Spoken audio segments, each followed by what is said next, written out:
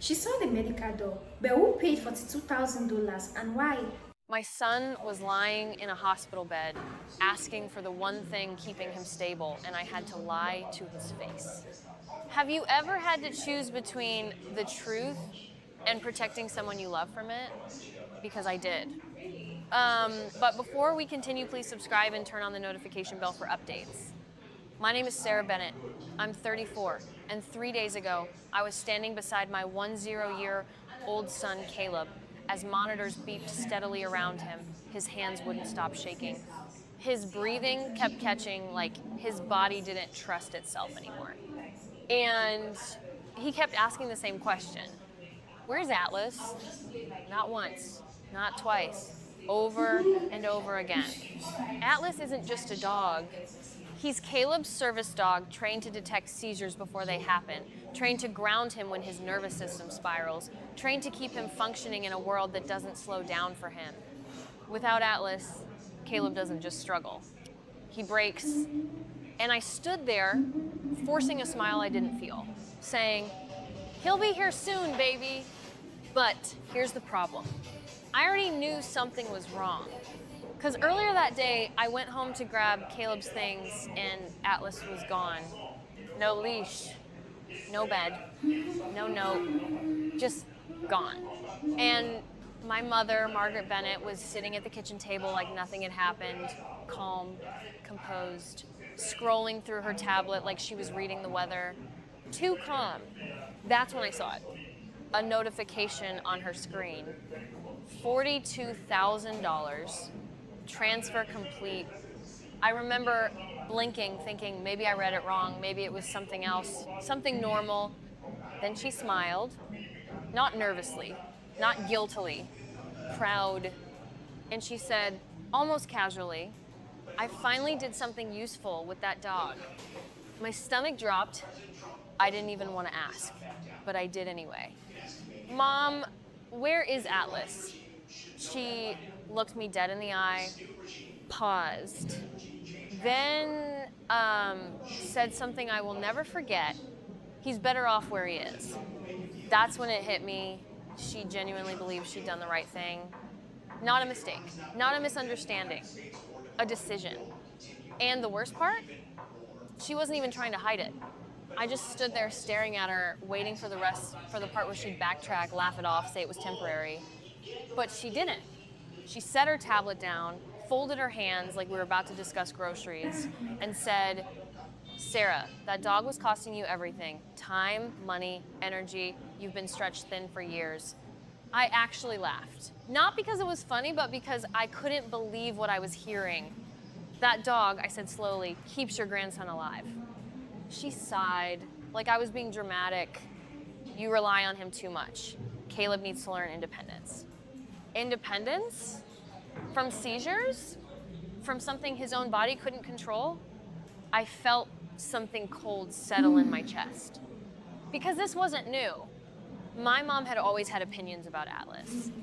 She called him excessive, said the training program was a scam, complained about how much time I spent managing Caleb's care. Meanwhile, my younger sister, Lena, different story. Lena, 29, 2 kids, always struggling financially, and somehow my mom always found a way to help her. Rent, bills, school supplies. I never minded that until now. Because as I left the house, barely remembering grabbing my keys, I drove straight past Lena's place. And I slammed the brakes. There, in her backyard, was a construction crew.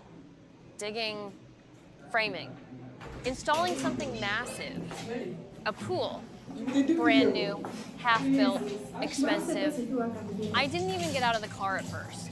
I just sat there staring, trying to do the math in my head. $42,000. Then Lena stepped outside.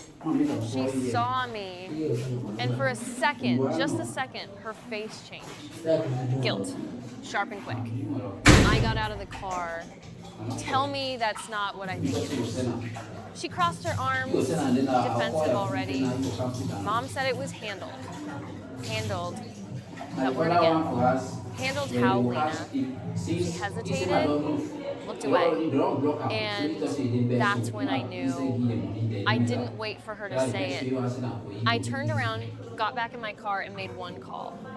Daniel why Reeves, Atlas's trainer, the man who warned me and I'm very one clearly that this dog wasn't just a pet. The phone rang twice. He picked up. I didn't even say hello. My mother sold Atlas. Silence. Not confusion, not disbelief. Silence. cheese, Then, very quietly, he cheese, asked, "She sold him to who?" cheese. I didn't realize how serious it was until he stopped breathing on the other end of the Charito. phone. Not literally, Eh, but close enough. You ever say something so bad the other person just goes completely silent? That was Daniel. No questions, no But now interruptions, this thing, the number of just words does not matter. The silence. number of Then characters does not finally, matter. what matter for "Sarah," you? he The said, way you Because talk. calm but tight, like listen you send carefully. him "Atlas the cannot be thumbnail sold." text now, the characters I are more than frowned, 300. gripping the steering wheel You asked me harder. to do for the "What do other you one. mean cannot? She already Let the did." other one still be same. "No," he said. She attempted to. That You word know stuck. what? Let's just look Attempted, and see. And see and if maybe suddenly the one which you are everything doing now is felt 300 hot. I bigger. haven't checked that. He started explaining fast, It's more than precise, 343 like though. he'd said this before but never wanted to say it again. Atlas wasn't legally mine in the way people think. He was assigned to Caleb through a medical service agreement, a contract, layers of it. Ownership wasn't transferable, sales weren't allowed, and anyone attempting it was violating a Do you know binding that agreement tied to a documented medical condition. My stomach dropped. "So, Tomorrow is what does going to that be mean?" different. I asked. "It You are finishing means," the ones Daniel for today said, now. "your mother just involved that herself in means today something I will very post 5 because serious." yesterday she Then he uploaded the paused, 2.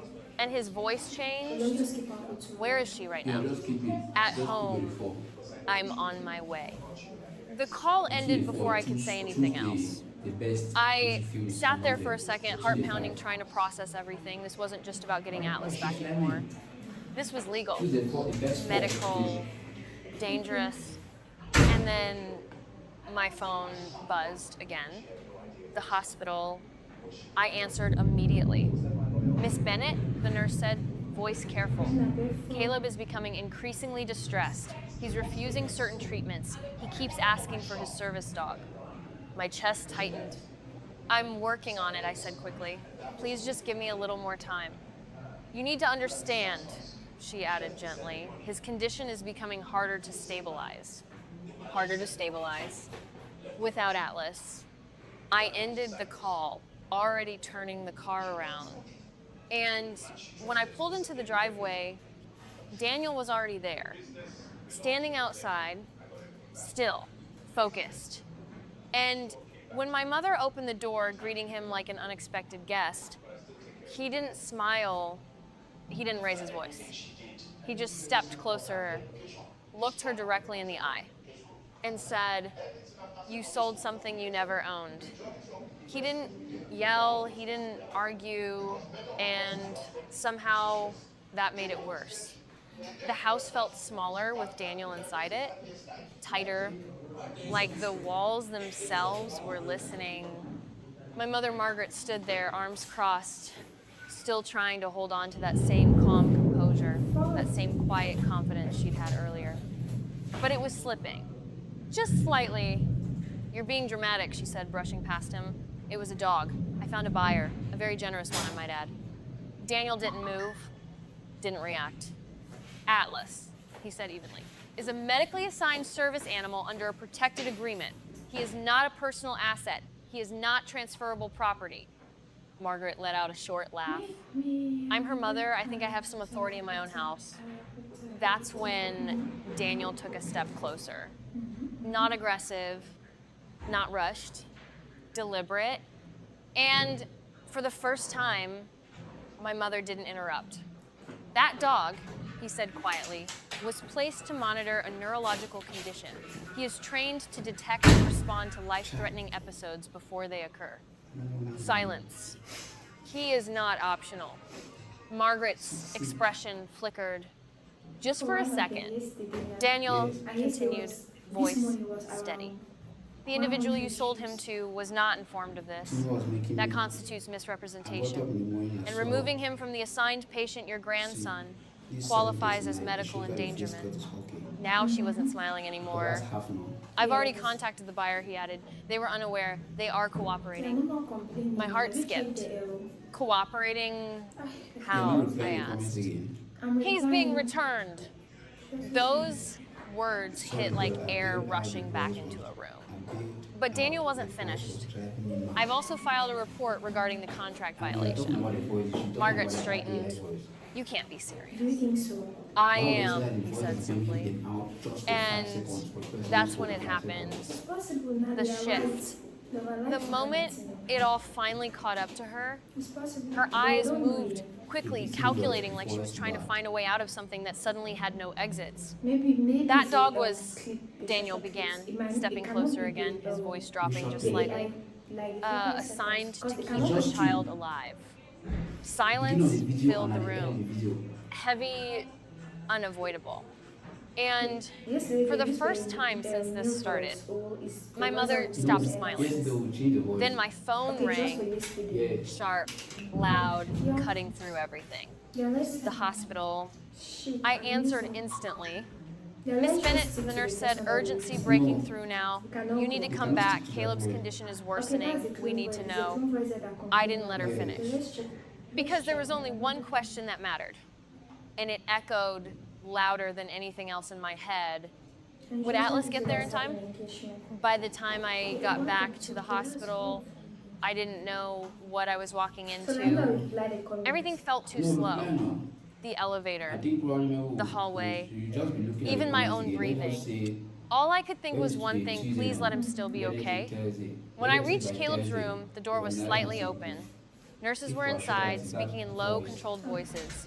Machines hummed steadily but faster than before. And Caleb, he looked smaller, curled slightly into himself, eyes unfocused, fingers twitching against the blanket. Mom, he whispered when he saw me. Atlas. My chest tightened. I know, baby. I know. And then footsteps behind me. I turned. Daniel.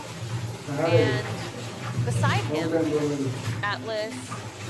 The leash barely stayed in Daniel's hand before Atlas moved. Straight to Caleb. No hesitation, no confusion. Like he knew exactly where he was needed. He pressed gently against the bed, nudging Caleb's arm, grounding him, steadying him.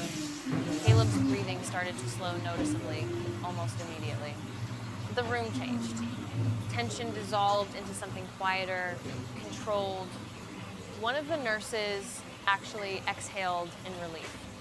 And I broke, not loudly, not dramatically, just relief hitting all at once. He's back, I whispered, more to myself than anyone else. Logical payoff. The buyer returned Atlas within hours after Daniel contacted them and explained the situation. They had been told Atlas was a fully trained companion dog, nothing about Caleb, nothing about medical dependency. The sale was invalid from the start, every part of it. Emotional payoff. Caleb didn't ask another question after that. He just held on to Atlas, and for the first time in days, his body stopped fighting itself. I sat there beside him, one hand on his shoulder, the other resting on Atlas's back, feeling something I hadn't felt since this started. Stability, consequence payoff. What my mother did didn't just blow over. Daniel followed through. The contract violation triggered legal action. Margaret faced financial penalties and was formally held liable. The transaction itself was flagged as fraudulent misrepresentation.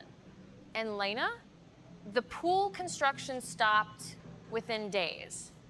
Half finished, exposed, useless.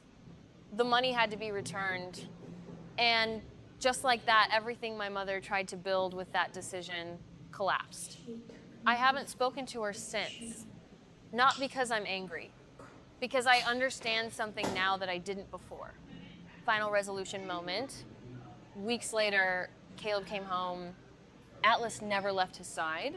I installed locks, cameras, legal protections, things I never thought I'd need against my own family.